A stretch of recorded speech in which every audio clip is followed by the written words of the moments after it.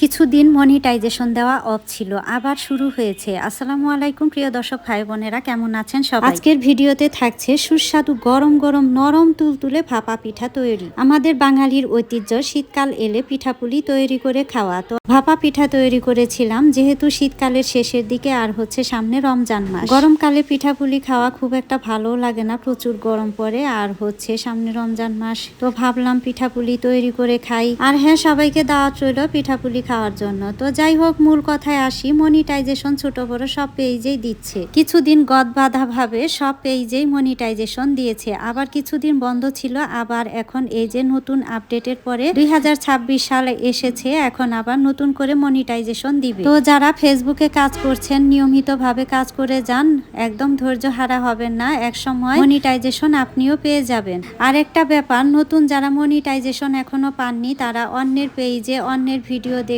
অনেক বেশি গঠনমূলক কমেন্টস করবেন। গঠনমূলক কমেন্টস বলতে ভিডিও রিলেটেড কমেন্টস গুলো করতে হবে। অনেকেই আছে back to back, 10 second follow to back, এগুলো কমেন্টস করে, এগুলো কিন্তু স্পাম কমেন্টস। এগুলো করে হয়তো ফলোয়ার বাড়ে, কিন্তু আপনার ভিডিওতে ভিউ আসে না। আবার অনেকেই আছে রাতারাতি সফলতা লাভের জন্য তারা স্টারের পেছনে দৌড়ায়। স্টারের পেছনে দৌড়াতে হবে না, আপনার কন্টেন্ট ঠিক করেন, দেখবেন এক সময় আপনার ফলোয়ার আসবে, ভিউ আসবে, সবই হবে। স্টারের ইনকাম হচ্ছে সাময়িক, আর ফেসবুক থেকে যে ইনকামটা করবেন সেটা কিন্তু দীর্ঘস্থায়ী। নতুনরা অনেক সময় না বুঝে স্টারের পিছনে দৌড়াইয়া দেখা যায় যে ফেক স্টারের পাল্লায় পড়ে যাচ্ছেন। সেক্ষেত্রে আপনার ইনকাম আসবে ঠিকই, মানে ইনকাম দেখাবে, কিন্তু আপনি ওইগুলা উইথড্র করতে পারবেন না। আরেকটা কথা, স্টার থেকে ইনকাম করতে চাইলে অবশ্যই স্টার মনিটাইজেশন আপনার থাকতে হবে এবং পেতে হবে। আর ফেসবুক কন্টেন্ট থেকে ইনকাম করতে চাইলে স্বাভাবিক কন্টেন্ট মনিটাইজেশন প্রয়োজন। আর সেই সোনার হরিণ কন্টেন্ট মনিটাইজেশন পাওয়ার জন্য নিয়মিত অ্যাক্টিভ থেকে কাজ করলে পরে মনিটাইজেশন পেয়ে যাবে। ফেসবুকে সফল হওয়া খুব কঠিন কিছু না, আবার খুব সহজ।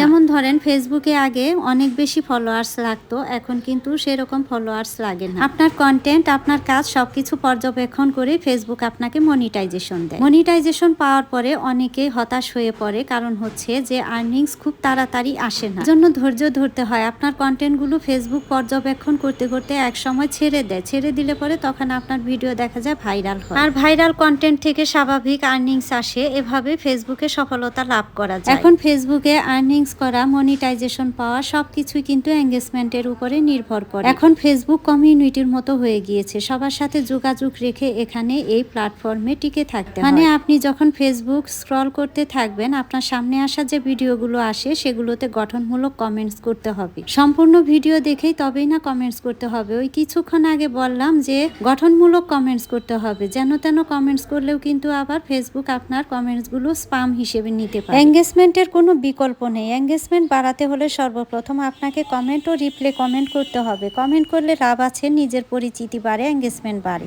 যাই হোক, কেমন হলো আমার ভিডিওটি অবশ্যই কমেন্টসে জানাবেন। ভালো থাকবেন, সুস্থ থাকবেন সবাই।